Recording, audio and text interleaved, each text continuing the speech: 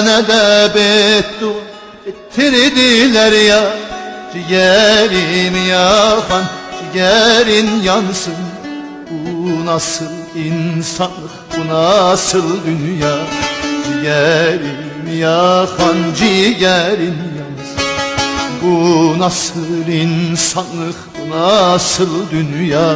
Ciğerimi yakan ciğerin yansın.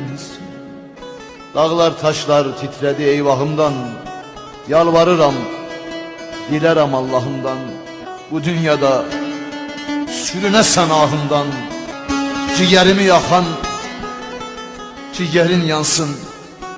Ben kimin uykuya hasret kalasan, gece yalnızlığa yoldaş olasan, yaptığını ettiğini bulasan, ciğerimi yakan ciğerin yansın.